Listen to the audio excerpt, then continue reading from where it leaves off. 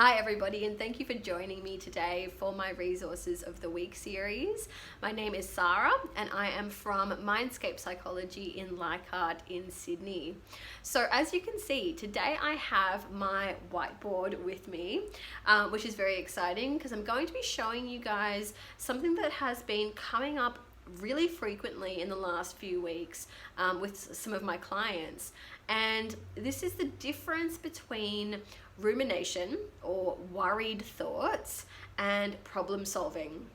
So if we think about what rumination is this idea of latching onto some thoughts, some negative thoughts, or some anxious thoughts, and worrying them over and over and over again in our minds.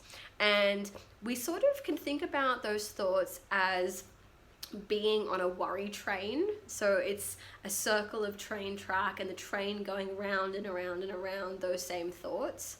Or we think about it as a hamster wheel. So we're stuck and we're running and we're racing along, but really we're getting nowhere.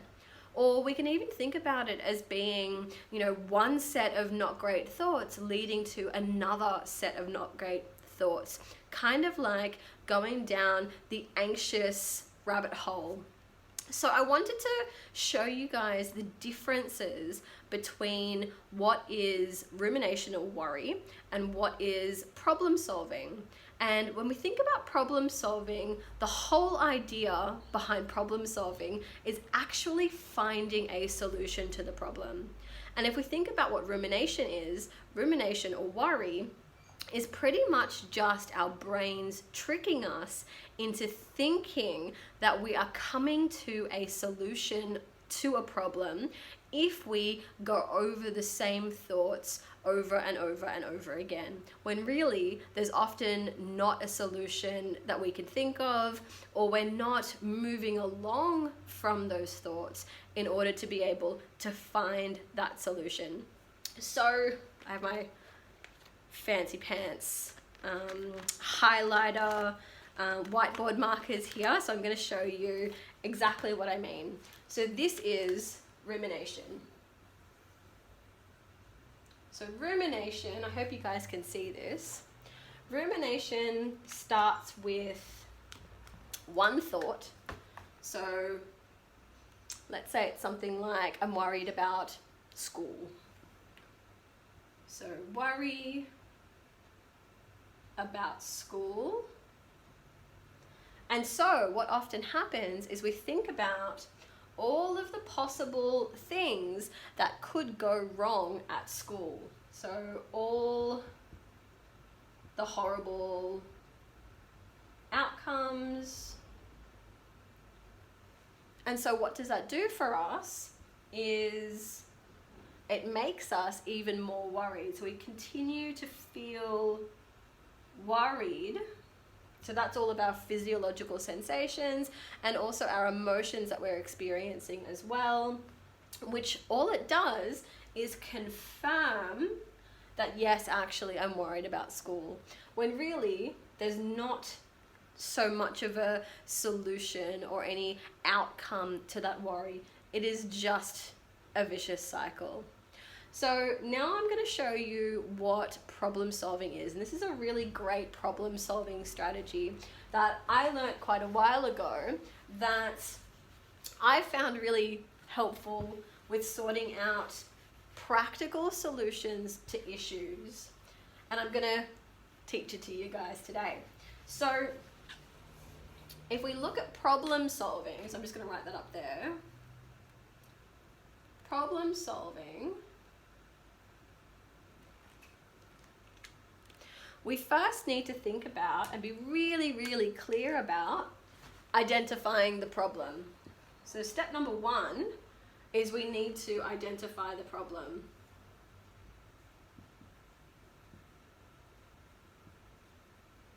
And that is absolutely crucial. We have to have a really clear idea of what that problem is in order to be able to find a solution to it. If we're not clear on what the problem is, then we could go off into a gazillion different tangents, and then we're not going to actually find a solution to what the main problem is. So once we've identified that problem, this is where we can get stuck in the ruminating. We then can start to think about and generate all possible solutions. So I like to use the technique called brainstorming.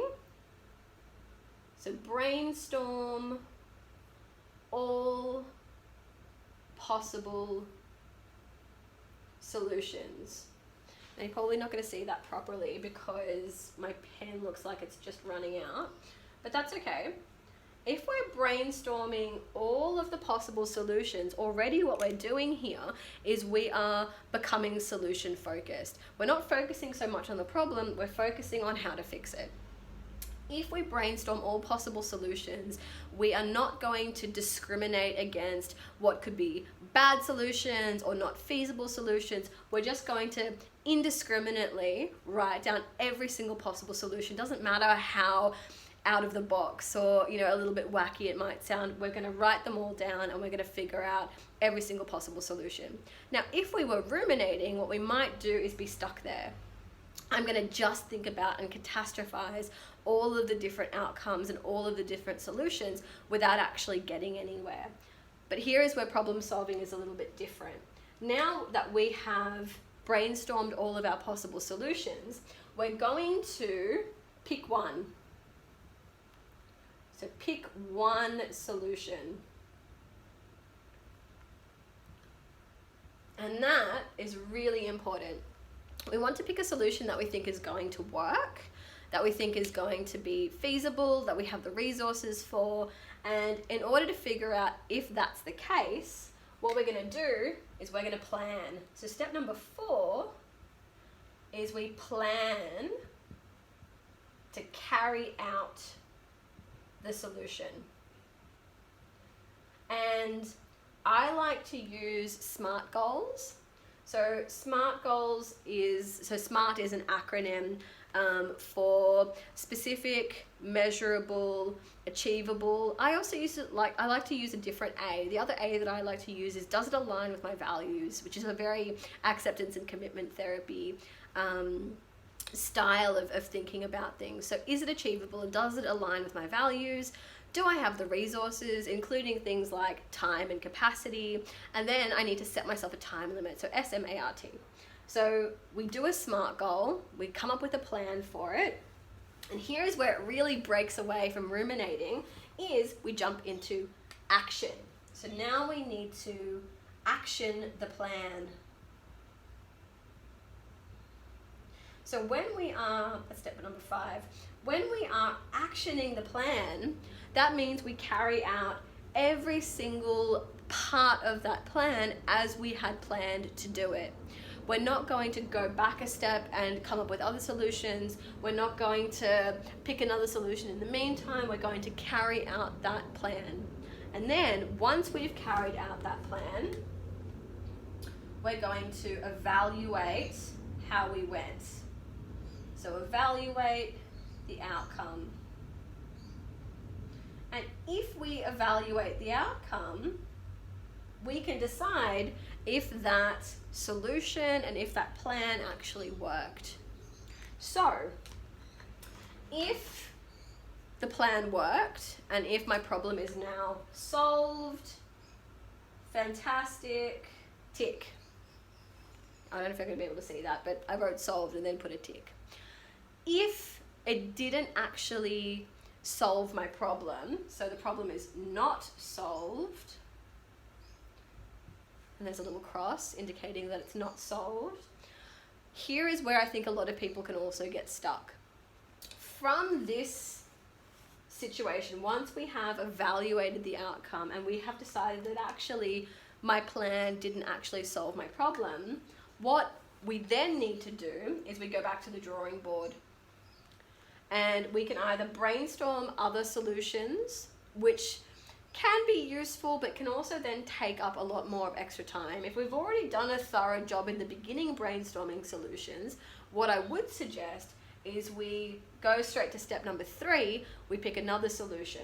And then if we've picked another solution, we do that little cycle again. We come back to making a plan, we carry out that plan, we evaluate that plan.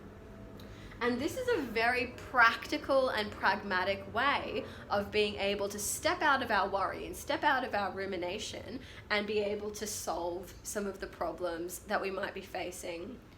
So I hope that this has been helpful for you guys. I'd love to hear what you think about this problem solving strategies. I know there are a bazillion others that might also be helpful, but maybe you can give this one a try and let me know what you think.